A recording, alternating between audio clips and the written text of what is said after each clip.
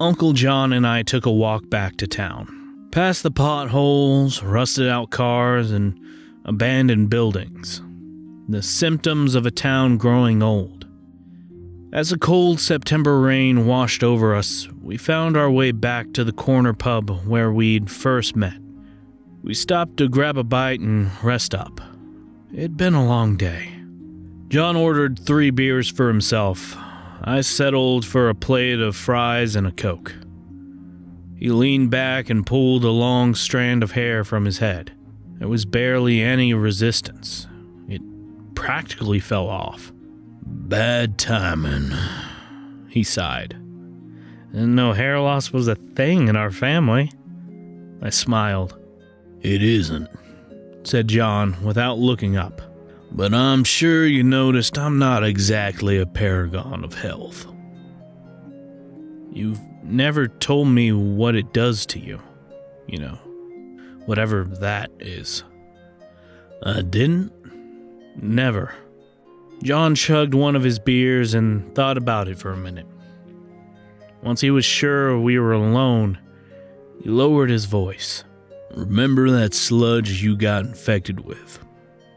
That was sort of an unrefined metal goo.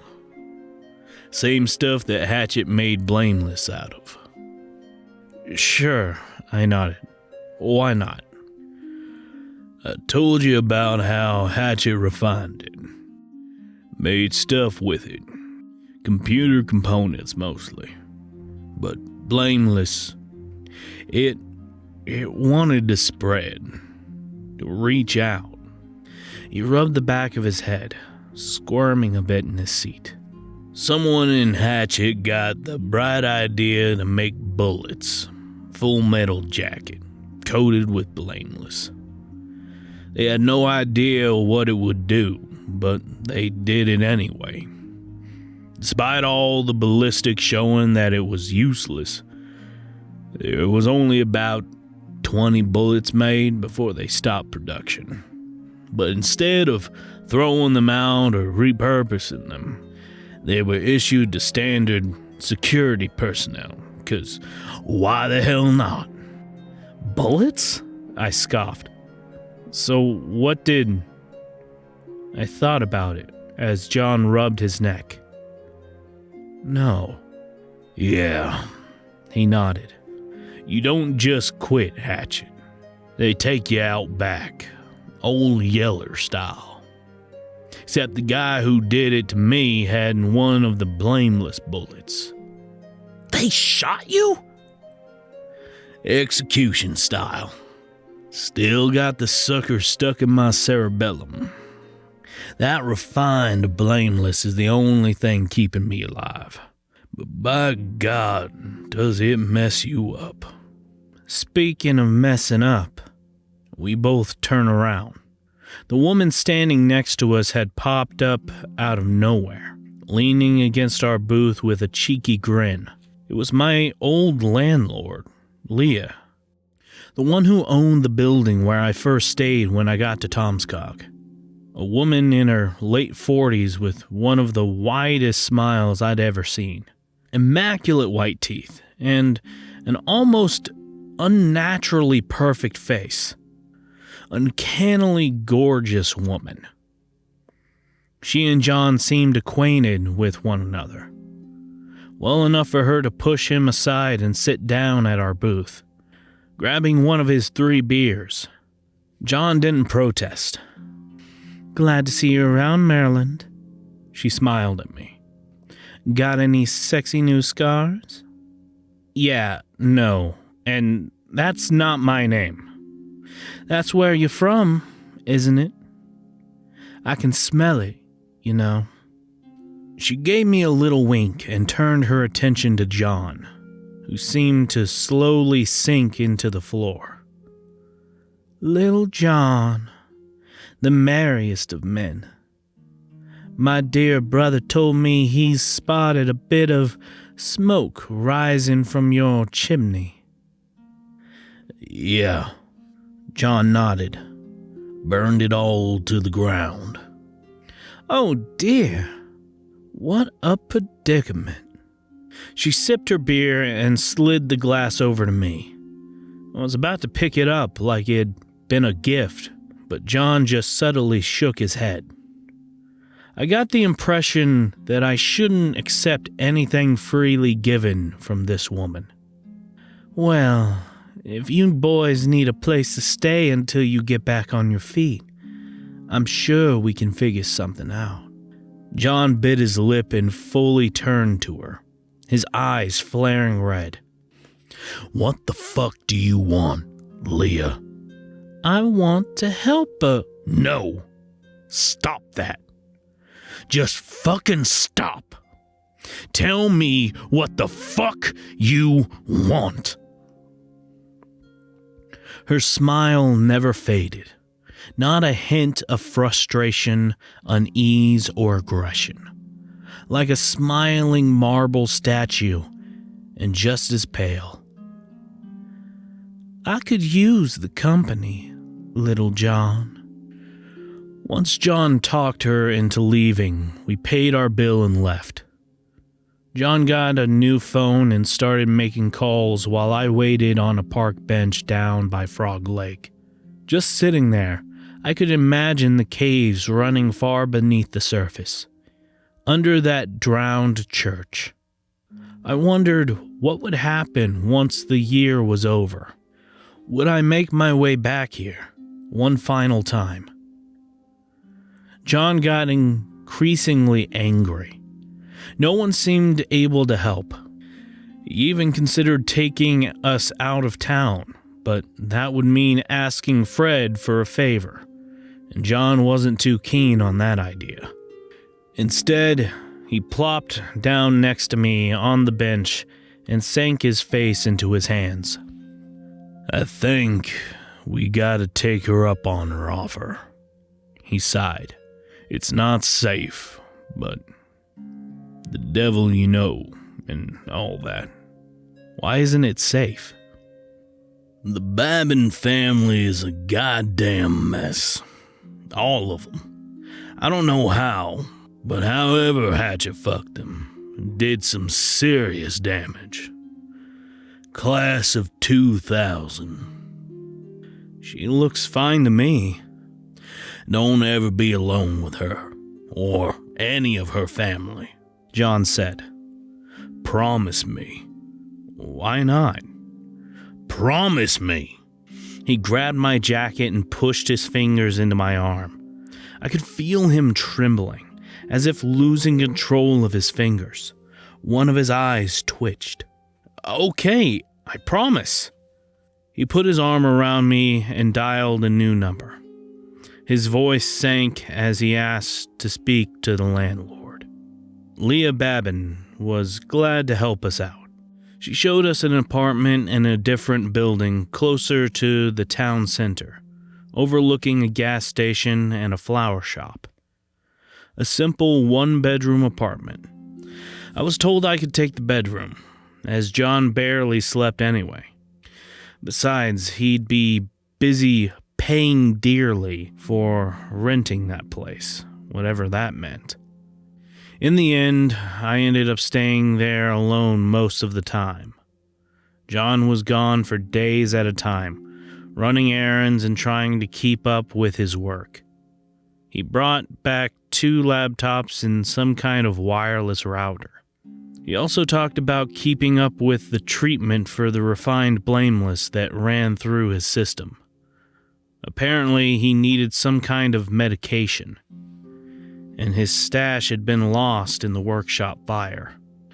I could tell he was getting worse. His hair was falling out, leaving a big bald spot on the left side of his temple. He was rarely ever in the apartment, and when he was, he looked paler than usual.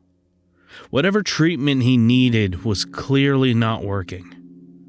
The worst example of this was when I was cleaning up in the living room, only to find a handful of teeth on the carpet. Unless those things grew out of the floor, John was having more trouble than he was letting on.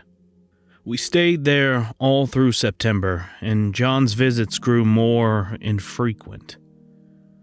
I had a lot of ideas on how to pass the time, but I ended up staying inside mostly. I went to the movies a few times, but the darkness made me so anxious that I couldn't stay. I could imagine horrors waiting outside of view or sneaking up on me. I felt like I had this big target on my back, and I couldn't relax. Being a yearwalker, however, I'm sure that's not too far from the truth. I couldn't see much of Leah Babin. John assured me that he was doing everything he could to make sure they left me alone. At least that's what he told me, and I intended to keep my promise not to be alone with any of them. At the beginning of October, a man moved into the apartment across the hall. Boxes being opened, furniture assembled, cleaning and decorating, the whole 9 yards. I could smell the moving day pizza through the door. It was only 4 people in total, but they all seemed to be friends and in good spirits. It was such a strange thing to see after all these months of living on the edge of a constant panic. Something so normal, and there I was, watching it play out through my peephole like a fish-eyed TV show. At some point, I could see the 4 of them standing in the hallway talking to one another. Rock, paper, scissors. They seemed a bit anxious. One of them, a young college-age woman, walked up to my door and rang the bell. She spoke out loud. "Hello? Sorry, do you think we could borrow a hammer?" These weren't the Babins. These were just people. I hadn't been around regular people in quite some time. Of course, they could borrow a hammer. I got to know the 4 of them pretty well. They were all studying to become veterinarians. I didn't even know Tomskog had that kind of program. The guy who moved in was Oliver, and his 3 friends were classmates, Aaron, Vicky, and Kent. Aaron was the friendly smile that lured me out with a hammer in the first place. I ended up helping Oliver move in. I even got a slice of moving day pizza. Over the next week, I met the veterinarians 3 times. I came along to a cafe, we went to the pub, and we took a ride up to Mankato. For a while, I was the nice neighbor, and that was all I wanted to be. Not a yearwalker, not a digman, just me. It was nice being me for a while. Oliver would knock on my door and just check in on me every now and then. Offer me leftovers, ask if I wanted something from the store.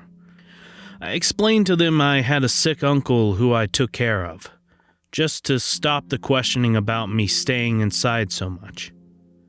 They didn't question it.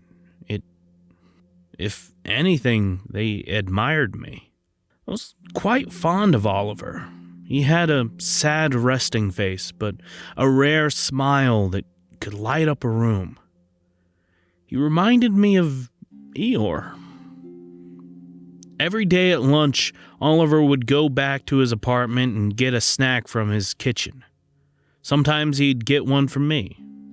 It sort of turned into this routine where he'd knock on my door at lunch, and I'd walk over and sit with him for a while. Sometimes I'd get a sandwich or a power bar. He'd vent about his studies and the stress of prepping for tests, the intricacies of everything from livestock hoof care to administrating anesthesia to house cats. There was always something going on in Oliver's ordinary world, and even a glance at it gave me ideas of what to do once all this was over. With a bit of help from John, I might be able to go to culinary school. It was the second Thursday of October when Oliver once again knocked on my door for lunch. I walked up to the door, opened it, and stopped dead in my tracks. That wasn't Oliver. Just inches from my face was a pale man with oil-slick black hair. He had hawk-like nose and pupils that were so large and dark his eyes looked black. Despite his awful posture, he was taller than me. He leaned against the door frame with a casual pose, staring daggers at me. "Hi there," he smiled. His gums were beet red, and his teeth looked smaller than usual. A very odd-looking man overall. Gave me the creeps. He had this strange way of saying almost every R with a rolling tongue. "I'm here about the lighting fixtures," he continued. "I didn't call about lighting fixtures." "You didn't?" Without a second thought, he placed a cold, flat hand on my cheek and stared into my face. It was so sudden I didn't know how to react. He wasn't doing anything outright threatening, but I felt like a gazelle being stared down by a lion. He did this uncomfortable gulping noise, like a cat getting ready to throw up. "Sorry," he said. "Wrong door." He backed away and stepped outside. He kept staring at me, not really letting the conversation end. "You're John's kid, right?" "And you are?" I asked. "Roy," he said. "I fix things." I remembered a Roy. Last time I lived in one of Leah's apartments, and the bathroom was messed up. It was Roy who fixed it. I never met him personally, but he barely even charged me for it. "Right, Roy," I nodded. "You're with, Leah?" "Her brother, yeah," he grinned. "I thought John would be staying here." "Sometimes, yeah." "But not now." He nodded. "Right now, it's just you, all alone." He pointed at me with his pale hand, making finger guns. "Keep it cool, kitten." After that meeting, I got a bit more careful about opening the door. Roy started coming by every now and then, pretending to fix something in Oliver's apartment. He seemed to look at the light from the peephole in my door. Apparently, you can see when someone's looking out at you. At least Roy could see it. He'd make that gulping sound and just stare at the peephole, like he was looking straight through the door. Sometimes he chuckled to himself, or mouthed, "Hello," at me, or just gulp a little. Sometimes, even if Oliver was the one knocking, I'd be reluctant to open. Roy would be standing at the end of the hallway, looking at us. Apparently, Oliver wasn't having these issues with him. It's just me. Figures. The next time John came over, he was looking worse. He wore an eye patch and he had several cuts on his face. He had a brand new pair of leather gloves, which he refused to take off. He only stayed for a couple of hours, just long enough to check his laptop, chug half a bottle of vodka, and leave. I tried to tell him about Roy, but John just shook his head. "He won't touch you," he said. "Leah would tear his goddamn head off." I wasn't convinced. Roy seemed a little bit too eager to get to know me. He'd gotten so bold as to ring the bell at times, making sing-songy demands of letting him in to check the bathroom lights. It was the kind of tone where someone says they're joking, but they're not really joking. I wasn't taking any chances. I knew that I would walk into the living room to find him there someday, and I didn't like that thought. Not one bit. So I started hiding weapons all over the place. A hammer taped to the bottom of the chair, a knife under the pillow, a crowbar next to the umbrella. I started putting up a chair against the door handle as I slept, so I'd at least delay someone trying to break in.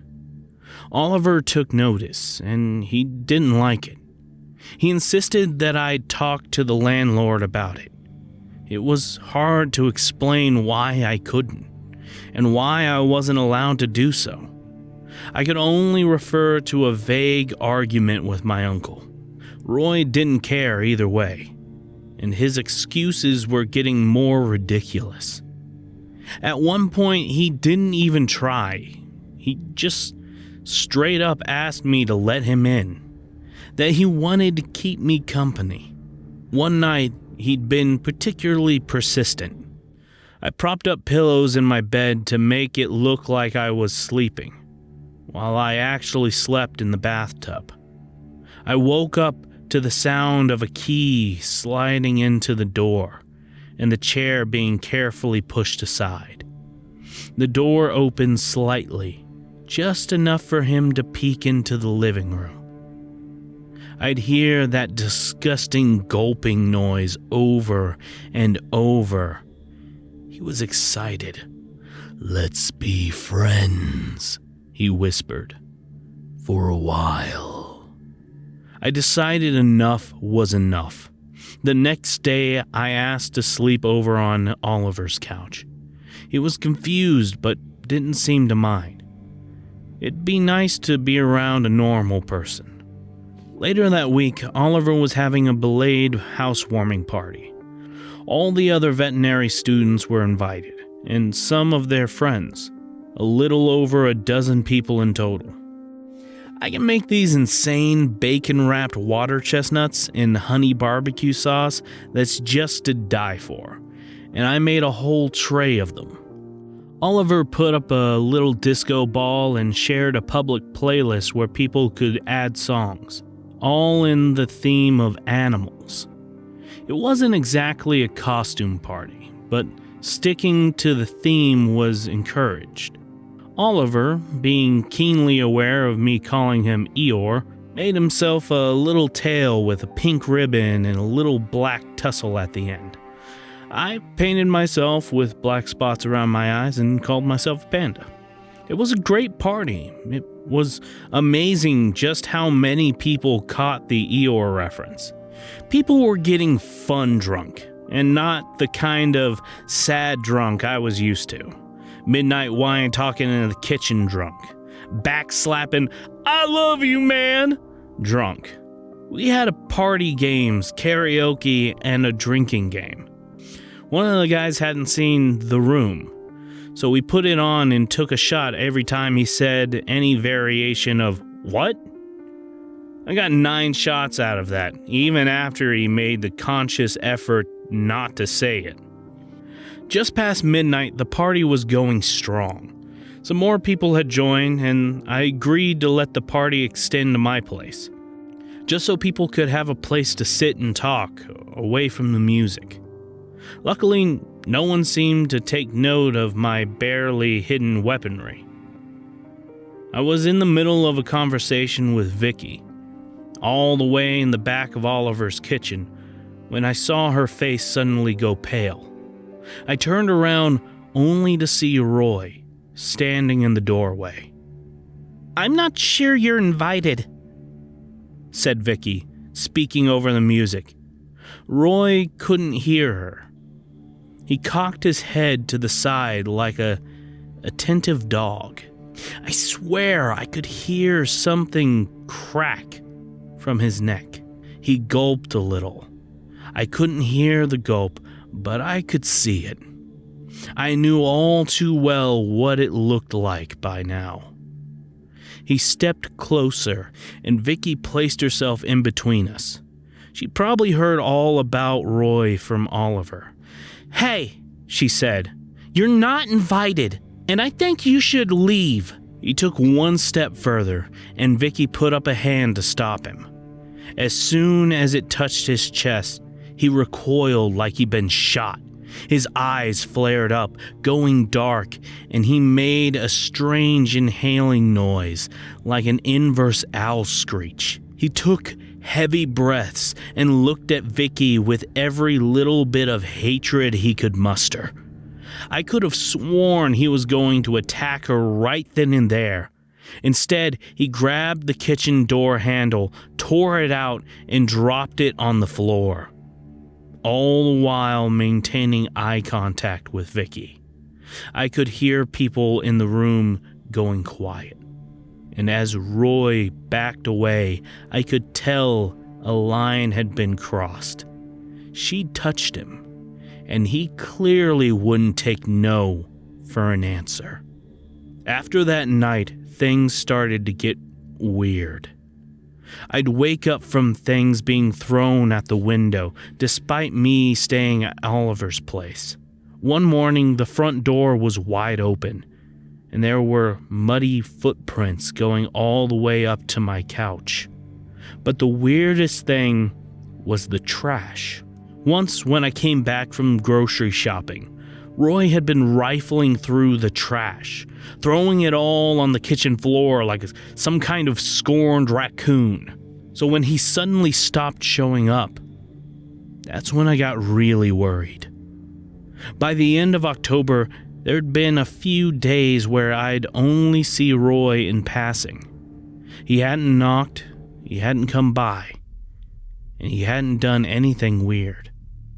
I'd even started sleeping back in my own apartment again. Everything seemed quiet. Too quiet, if anything. It wasn't until Oliver sat down to talk to me during one of his lunch breaks that it started to make sense. Apparently, Vicky had gone missing. Now, I had no evidence, no proof whatsoever, but every fiber of my being was screaming at me that this was somehow Roy's work. Every time I looked at him, he gave me this knowing grin. I knew that fucker had something to do with it, but what the hell was I supposed to say? I couldn't do anything, but Oliver was doing plenty. He called the police about Roy several times, but it didn't lead anywhere. The Tomskog Police Department didn't seem bothered by the idea of a missing young woman and a suspected murderer. If anything, they brushed us off a little bit too quickly. Then again, even the police department had hatchet watermarks on their printer paper. Roy had stopped bothering me, but he had turned to something far more sinister.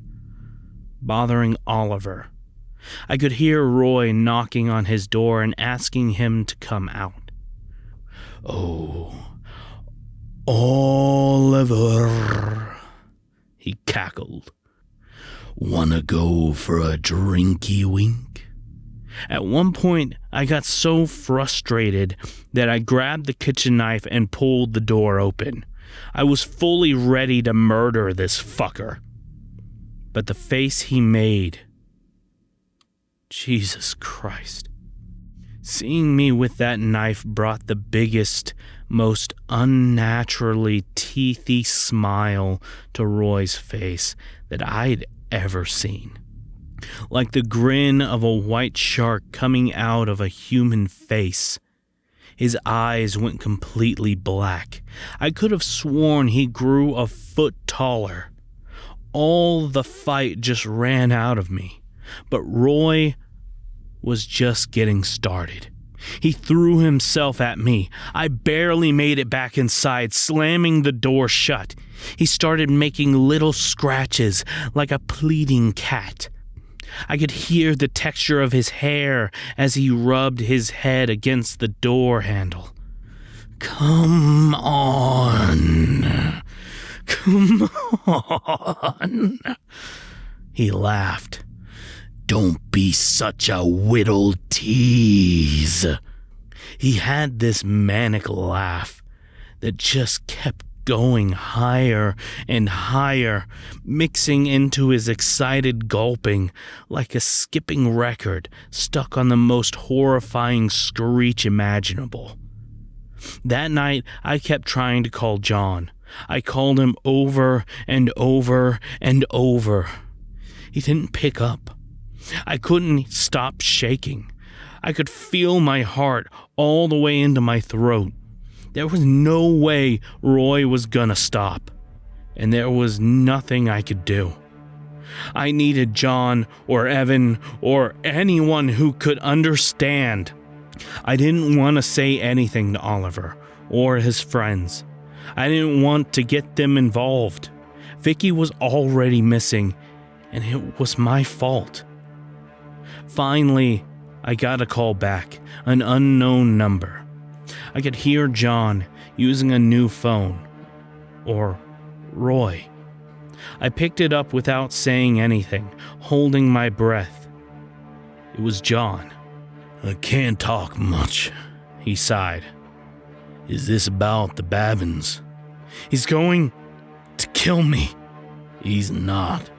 I promise you he's not." "I'm not fucking around, John. He's going to kill me." "Fine. We'll talk. Go outside in 15 minutes. I got a car." He hung up on me. Those 15 minutes were nerve-wracking. Roy was skulking around somewhere out there, but I couldn't hear or see him anymore. Still, I wasn't taking any chances. I wasn't waiting outside any longer than I absolutely had to. Once 15 minutes had passed, I got a text and I ran outside. I sprinted down the stairs, almost tripping against the railing. I got all the way down as fast as I could, shot through the front door and stopped. There was no car. I could feel a heat coming up behind me, creeping up my spine. "I'm pretty good with voices," whispered John into my ear, but it wasn't John. John didn't gulp like that. Something was wrapped around my face and I was pushed to the ground, then nothing. I woke up to the sound of whistling. I couldn't feel my legs and my hands were cold. Underbrush scratched my face. I was being dragged through a forest. They said I can't do it," Roy muttered, "but I want to do it. I want to do so bad." Through the haze, I saw black eyes looking down at me, like a pair of blackened full moons, enormous, looming. I tried grabbing something, but my fingers were too weak. I'd been drugged. "Just a little," he continued. "Nothing too bad. I'm not a monster." There was a clearing. Up on a hill, I could see the outlines of a small building, a shed, perhaps. And even then, in my delirious state, I could smell the most foul odor imaginable. Wet bone, a sickly sweet swine, and moldy flesh. I barely knew my name, but every primal instinct in me told me I didn't want to go there. Whatever was over there was death. Certain irrevocable death. Roy laid me down on my stomach, holding my arm. He playfully massaged my hand. My head happened to be on the side, looking up at him. I couldn't even manage to beg. I'm glad you came. He smiled. He carefully put my ring finger in between his lips, savoring the sensation, and without me feeling a thing, and with no more sound than that of a snapping carrot, he bit off my finger. My mind screamed. I could feel my heart going haywire. I could feel blood rushing out of me, but there was no pain. I knew there should be. My legs flopped, struggling against my interrupted impulses. Roy just carefully stood up, leaned his throat back, and swallowed my whole finger with a gulp. I tried to push myself back. I tried to roll over, to get away, to scream, to do something, but all that came out was a weak groan. Roy looked down on me with this mocking concern on his face. Another one, he smiled. Well, if you insist, kitten. No. It was all I managed to say before he lifted my hand back into his mouth. He put my index finger in, but he was too excited. I didn't even feel anything, but I saw him cram my entire hand into his mouth, resting his razor-sharp teeth against my wrist. He was so excited, his eyes were shaking, and he couldn't stop smiling. His body was already gulping, like he was trying to swallow like a baby bird. No. The words just got him more excited, like a playful animal. He bit down just a little, just to see if I'd feel it. I didn't. He spat me out and got back up. He did a little dance, giddy with excitement. He couldn't stop himself from laughing. This was his domain, and he had no trouble doing whatever he wanted out here, like he'd done to Vicky. Why didn't we do this sooner? He cackled. This is so much fun! He fell back down to his knees, running his finger along my spine. I like marrow the most, he smiled, but just a little, just enough for you to feel it, kitten. Then he stopped, his eyes sharpened. As he scanned the forest, I could see the trees sway back and forth in the wind, and feel that awful smell being whisked away. Something moved in the trees. Roy carefully stood up, slowly looking around, and something swooped down. I didn't see the entire struggle. Roy tripped over me as something slammed into him. There were loud screeches, and I could hear someone being pinned to the ground. There was scratching, grunting, and finally a snap. Then another snap, followed by a tearing sound, like fingers pressing into a ripe orange. The air got warm as I heard something being casually thrown into the underbrush. Leah Babin stepped out in front of me, her mouth covered in hot blood. Oh, my poor, poor Maryland, she smiled. Let's get you home.